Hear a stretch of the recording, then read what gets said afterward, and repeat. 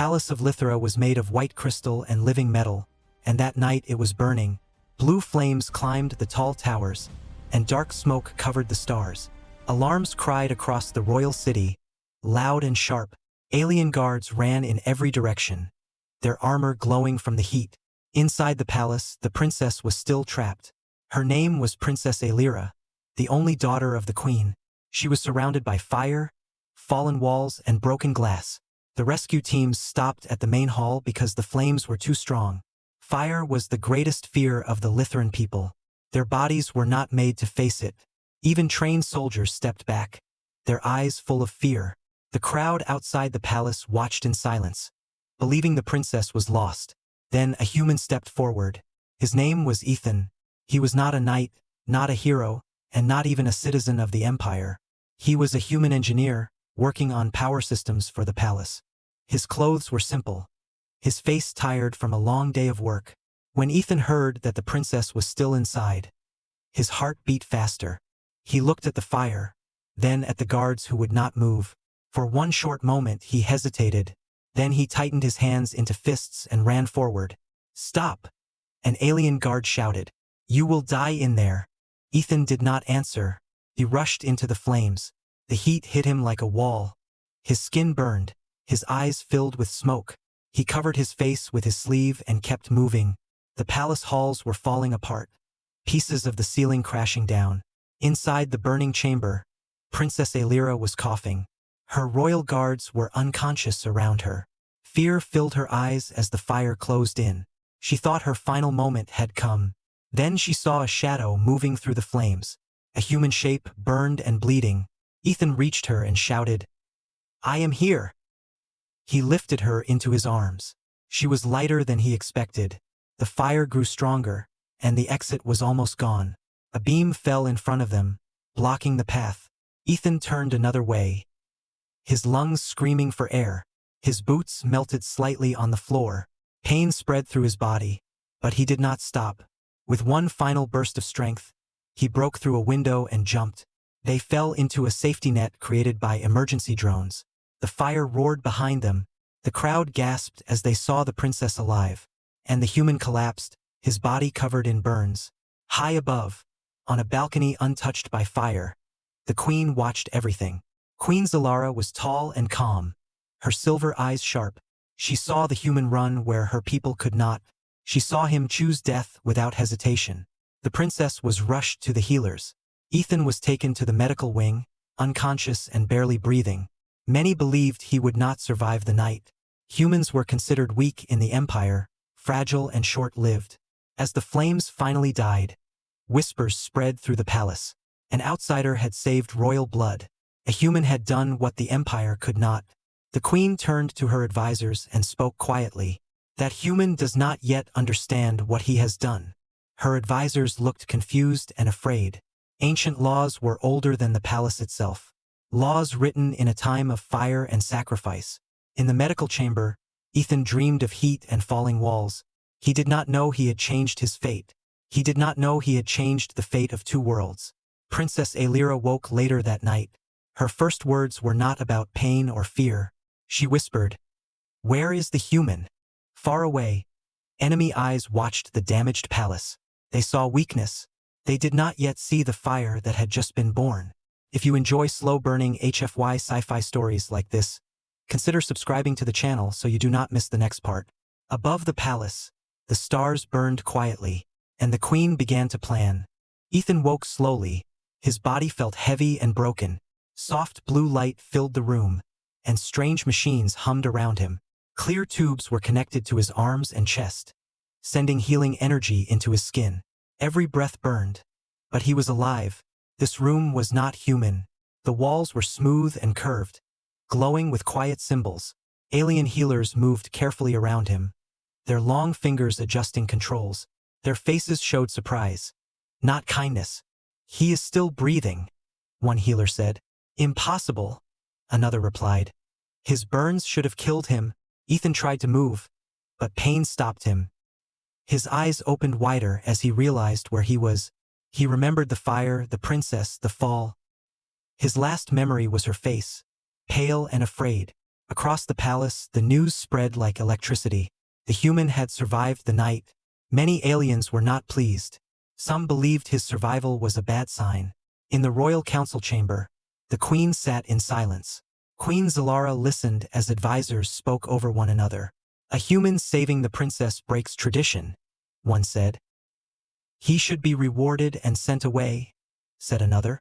The queen raised one hand, and the room became quiet. "Do not decide yet," she said calmly.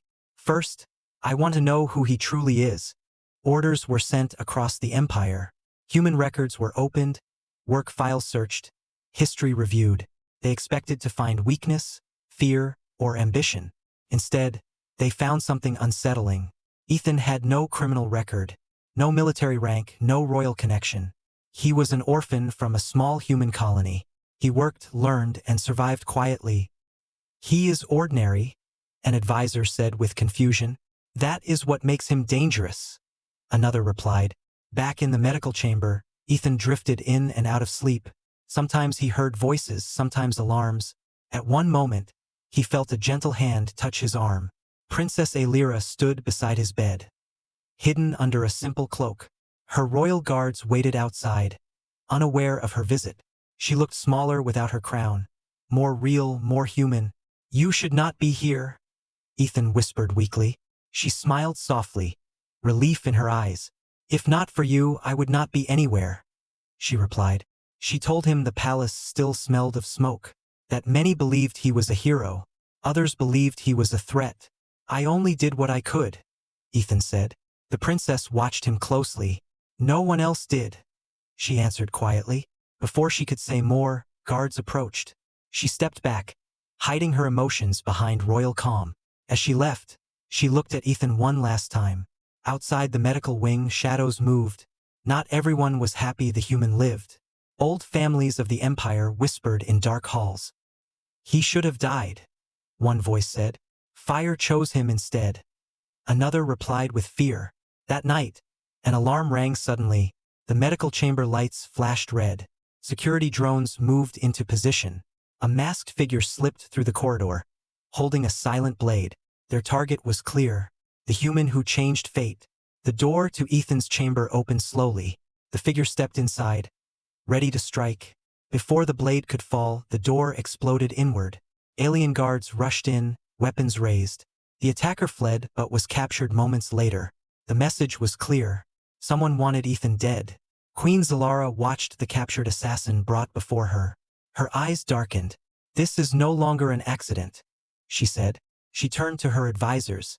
"The human is now under royal protection, and any hand raised against him is a hand raised against the throne." In the medical chamber, Ethan felt the palace change around him. More guards, heavier security, quiet fear in the air. He did not understand why his life now carried such weight. He only knew one thing. He should have died in the fire, but instead the fire had chosen him. And somewhere deep in the palace archives, an ancient law stirred, waiting to be remembered. The royal archive chamber was silent and cold.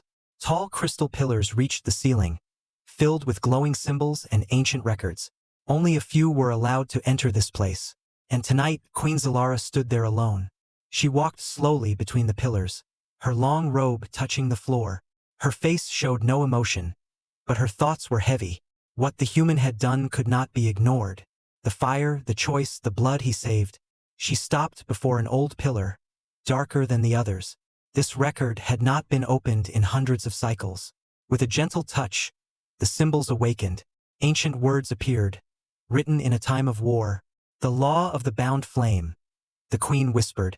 "Long ago, before the empire was strong, fire ruled the stars. Royal blood was protected by law and fear. But once, a being from outside the empire chose to save a royal heir. Not by duty, not by command, but by free will. The law was clear and unforgiving. Anyone who saved royal blood by choice became bound to the throne. Their life could never return to what it was before. They would either rise with the empire or fall with it." The queen closed her eyes for a moment. "This law cannot be undone," she said quietly. Elsewhere in the palace, Ethan sat upright for the first time. His burns were healing faster than expected. Alien medicine mixed with human strength was doing the impossible. Still, pain lived in every movement. A royal guard stood near the door watching him closely, not as a prisoner but not as a guest either. Ethan noticed the change. The air around him felt tense, controlled, waiting. Princess Aelira entered the room with calm steps. She dismissed the guard with a silent signal. Her eyes searched Ethan's face, checking if he was truly alive. "They are watching you," she said softly. "I can feel it," Ethan replied. "I just do not know why." She hesitated before speaking again. "There are laws in this empire that even I did not know. Laws written in fear of fire." Before Ethan could ask more, alarms echoed through the palace. Security lights flashed once, then returned to normal, but the feeling did not fade.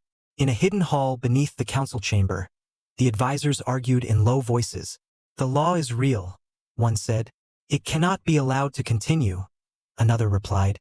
"If the human becomes bound, the balance will change. And if we kill him, the law will activate consequences we cannot control."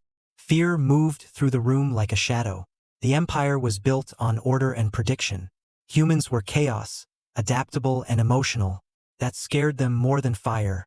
That night, Ethan dreamed again. He stood in the flames, but they did not burn him. Instead, they moved around him like living beings, and a voice whispered, "You chose." He woke suddenly, breathing hard. Princess Aelira was still there, sitting quietly nearby. "I think the fire changed me," he said, half joking. She did not smile. "The fire revealed you," she answered. She finally told him the truth, slowly and carefully, about the ancient law, about the binding, about how the empire now saw him. Ethan listened in silence. "So my life is no longer mine," he said. "It never was," she replied gently. Before dawn, a shadow moved through the outer defenses. Not an assassin this time, but a signal, sent beyond the stars. A message reached an enemy fleet. "The human lives. The law has awakened." Far away, weapons powered up. Old enemies smiled, and plans were made. Back in the palace, Queen Zalara looked out at the stars. "Fire has returned to the empire," she said, "and it wears a human face."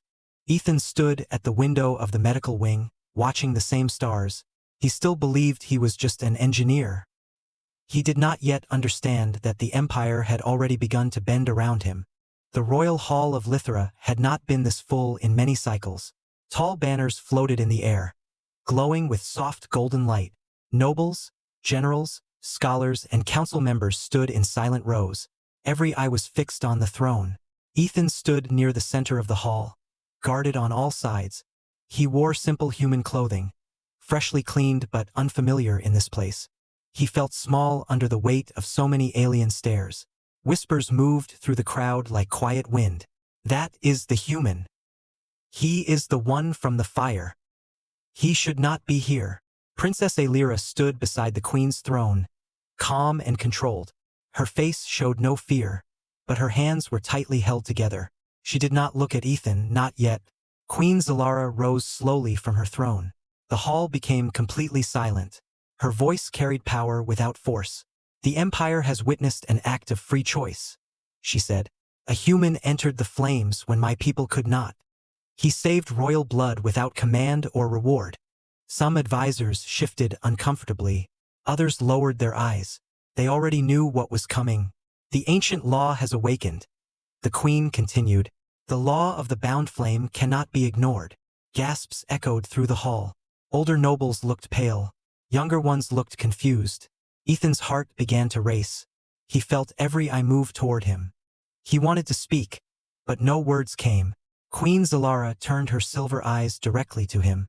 For the first time, Ethan truly felt the weight of the throne. Not anger, not kindness, but judgment. "Human," the queen said, "you entered fire by choice. You are now bound to this empire." Ethan took a slow breath. "I did not do it for law or reward," he said honestly. "I did it because someone needed help." A quiet ripple passed through the hall. Some faces showed surprise. Others showed fear. The queen studied him carefully. "Choice defines fate," she replied. "And fate has chosen you." She raised one hand. The royal symbol appeared in the air, glowing bright. Then she spoke the words that shook the empire. "Make preparations for the wedding, human." The hall exploded into chaos. Voices rose in shock and anger. Some nobles stepped forward in protest. "This is madness," one shouted. "A human cannot stand beside royal blood." Princess Aelira finally turned to look at Ethan. Her eyes were wide, but not afraid. There was something else there, something deeper. Ethan felt the ground shift beneath him. "Wedding," he repeated quietly. "I do not understand." The queen's voice cut through the noise like fire through air. "The binding law allows only one path," she said. "Union with the royal line." Silence returned slowly, heavy and tense. The truth settled into the room like ash. Later, in a quiet garden far from the hall, Ethan stood alone. Glowing plants surrounded him, giving soft light. His hands trembled slightly. Princess Aelira approached him slowly. "I did not know," she said first. "None of this was planned." Ethan looked at her, searching for anger or fear. Instead, he saw honesty. "I never wanted to change your life," he said. "You saved it," she replied. "And now it belongs to something bigger." Before either could speak again, an explosion shook the outer shields. Red warning lights flashed across the sky. The peaceful moment shattered instantly. A guard rushed into the garden. "Enemy ships have crossed the outer boundary," he said. "They are moving toward the capital." The queen appeared moments later, calm but sharp. "So it begins," she said. "They sensed the law awaken." She looked at Ethan once more. "Fire brought you to us," she said. "Now fire will test you." Far above the planet, dark ships moved through space, weapons charging, old enemies smiling. Ethan looked up at the sky. Only days ago, he was an engineer with no future beyond survival. Now an empire, a princess, and a war stood before him. The wedding had been announced. But first, the flames would return. The sky above Lithra darkened as enemy ships filled the stars. Their metal bodies were sharp and black, built for fear and destruction. Energy cannons glowed like angry eyes. The city below trembled as warning alarms echoed again and again. The enemy was known as the Car Dominion, an ancient rival of the Empire. They believed strength meant domination, and weakness deserved destruction. Inside the command chamber, General spoke quickly. "Our shields will not hold long," one said. "They know our patterns," another added. Queen Zalara listened in silence. Then her eyes turned to Ethan. "You understand machines?" she said. "You understand pressure." Ethan swallowed hard. "I understand humans," he replied. "And humans survive by adapting." Some officers exchanged doubtful looks. Humans were new to interstellar war. Too emotional, too reckless, too fragile. Ethan stepped forward, pain still moving through his body. "Your defenses are strong," he said, "but they are predictable." He pointed at the glowing battle map. "The enemy expects you to respond the same way every time. Humans do not do that." Princess Aelira watched him closely. For the first time, she saw not a survivor, but a leader. The queen gave a slow nod. "Speak," she ordered. Ethan explained quickly, using simple words, fast ideas, redirecting power, creating false signals, turning repair drones into moving shields. "It is risky," a general said. "So is standing still," Ethan replied. The enemy attack began without mercy. Energy blasts hit the outer shield. The sky flashed white and red. Buildings shook but did not fall. As planned, the Empire's defenses shifted suddenly. Shields weakened in one area. The enemy rushed forward, sensing victory. Then the trap closed. Human-coded drones swarmed the enemy weapons, disrupting aim, confusing sensors, turning strength into chaos. The car ships fired wildly, hitting their own allies. Confusion spread through their ranks. They had never faced this kind of thinking before. On the ground, enemy troops landed near the palace. Alien soldiers froze as human engineers joined the defense, using tools not tradition, creativity instead of fear. Ethan ran through smoke and fire again, not to save one life this time, but to hold a line. Princess Aelira fought beside him. Her energy blade moved with grace. His movements were rough but determined. Together, they covered each other without words. A massive explosion threw Ethan backward. Pain flashed through his chest. He struggled to stand.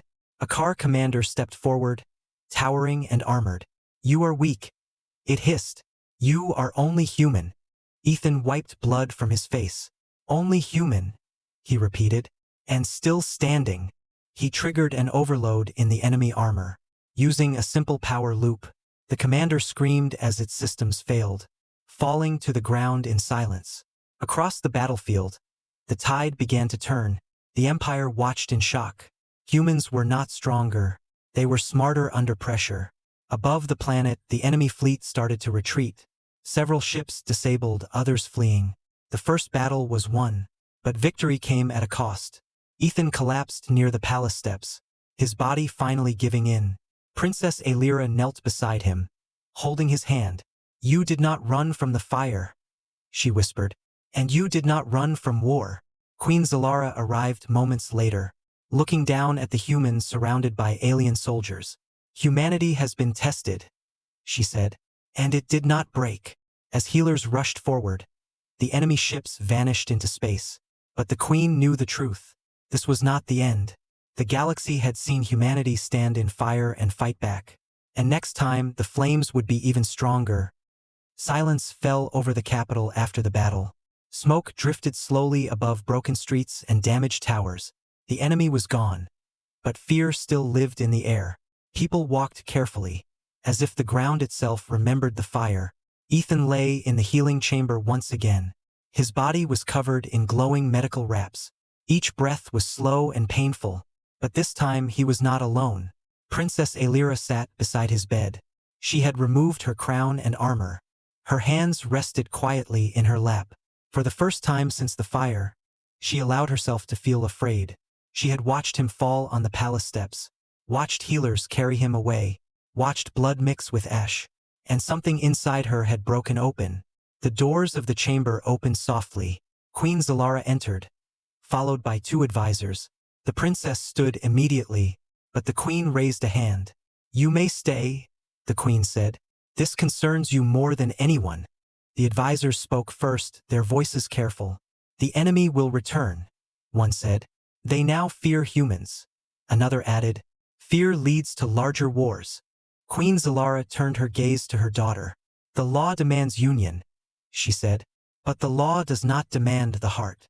Princess Aelira felt the weight of those words. Since childhood, her life had been shaped by duty, by tradition, by the empire before herself. She looked at Ethan's unconscious face.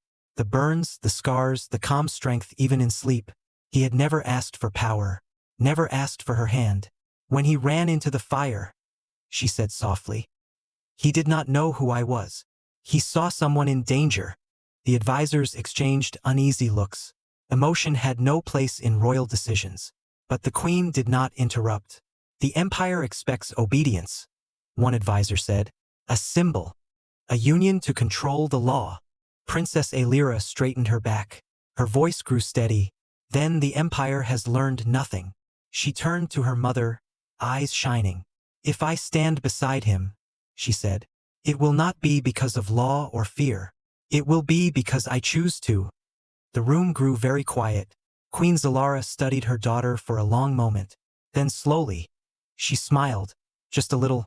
"That," the queen said, "is why you are my heir." Ethan stirred suddenly, his eyes opened slightly, unfocused. He felt the presence beside him before he saw it. "You are awake," Aelira said gently.